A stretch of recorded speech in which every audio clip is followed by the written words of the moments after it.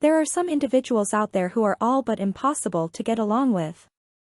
Their arrogance makes them see themselves as everything except dependable, while every other person should be censured with a burning intensity. These people are known as narcissists, and it's probable you know at least one.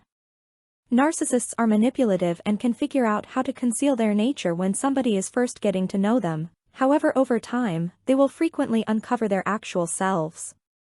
If you feel like somebody is sincerely mishandling you or can't take any criticism, you may be dealing with a narcissist. These are a few indications. Number 1 on the list is blaming others and the lack of accountability. An exemplary indication of selfishness and likely one of the most challenging to manage is a narcissist's absence of responsibility, and how they fault others for their concerns or blames. Although a narcissist for the most part needs to be in charge, unexpectedly, they never want the obligation that accompanies this job, the outcomes and ramifications for their activities, except if, obviously, everything turns out well for them. In any case, when things don't go their way or they feel censured, a narcissist will accuse other people who are involved, as it always must be another person's shortcoming when things are somewhat flawed. In different cases, the narcissist may explicitly focus on an individual or rule to fault for their issues as opposed to taking ownership of their error and revising it. Unfortunately, most frequently a narcissist will target and fault the individual nearest to them, the most genuinely connected, the most steadfast and cherishing individual in their life, most frequently their better half, closest companion, or parent. Once more, to keep up with this veneer of flawlessness, a narcissist will continuously need to fault others or things for their mix-ups, and frequently those nearest to them are the simplest to fault since they are to the least extent liable to reject or leave them. Persevere and consider them responsible, as in addition to the fact that it is the correct thing to do, yet the main way for you to emerge from a possibly muddled circumstance unscathed. Next on the list is deep-rooted hidden fears. A narcissist will frequently be driven by stowed-away feelings of dread. However, they might appear to be self-fixated and entitled. These ways of behaving can frequently conceal a profound feeling of weakness and absence of fulfillment. It's imperative to remember narcissistic behavioral condition makes profound trouble to the person who has it as well as those around them. Narcissists might have well-established fears of being deserted or dismissed, which are frequently mentioned by encounters they've had with others. They might fear being disproved or recognizing their own defects. Their appearing healthy identity significance may be a guard system to hold them back from expecting to recognize their own flaws. Number 3. Intimidates, demeans, and bullies the ones around them.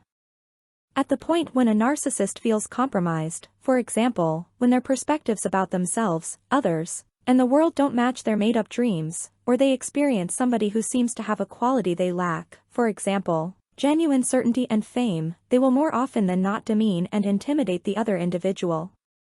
Narcissists will likewise belittle any individual who challenges them or will not submit to their will too, making the narcissist utilize savage strategies like harassing and terrorizing to get what they need. They might do this in a dismissive or patronizing way to demonstrate the means literally nothing to them, which is much of the time false, or they could go after with name-calling, ridiculing, harassing, and compromise the other individual to ease off and know their place. Do these strategies work? Not generally, particularly in the event that a non-narcissist can outsmart the narcissist or know about these signs, and can act accordingly to deal with the situation in a suitable way. On to number 4. They lack empathy and take advantage of other people. Narcissists are a threat to others as well as themselves. Getting to realize a narcissist can be troublesome as they exploit others and need sympathy. Offers of grace will be gone after, as narcissists view liberality as something they can take advantage of. A relationship with a narcissist doesn't follow what a solid relationship should be. Narcissists accept connections involve power, and on the off chance that they feel their power is being impeded, they'll become threatening. Sympathy is really difficult for narcissists since they struggle with imagining another person's perspective, or even can't do as such. To a narcissist, everything has to be catered to their demands and be based on their perspective. Next at number 5 is they have a sense of entitlement. A vital part of narcissists is they have a sense of entitlement. Everybody deserves things like equivalent assurance under the law, however narcissists are especially entitled.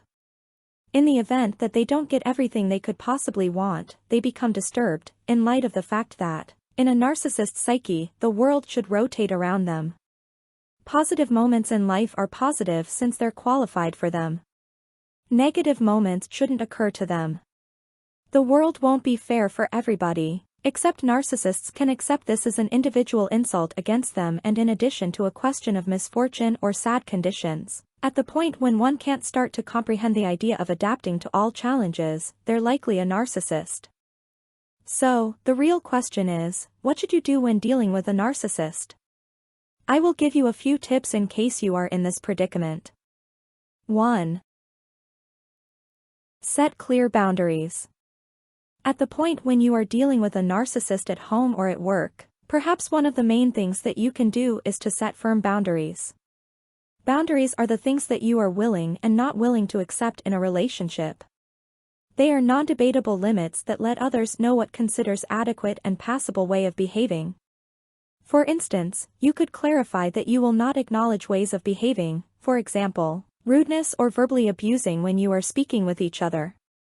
On the off chance that they take part in this kind of conduct, the discussion will end.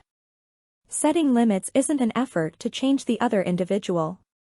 All things being equal, these cutoff points explain that specific ways of behaving won't go on without serious consequences. When you put down a limit, it means quite a bit to stay with it. On the off chance that the other individual disregards it, quickly sanction the results. In like manner, don't convey idle threats or make ultimatums that you won't finish. Neglecting to uphold your limits implies that the other individual won't view them in a serious way. On the off chance that you enact the consequences, nonetheless, they'll be bound to accept you when you let them know you won't acknowledge a way of behaving.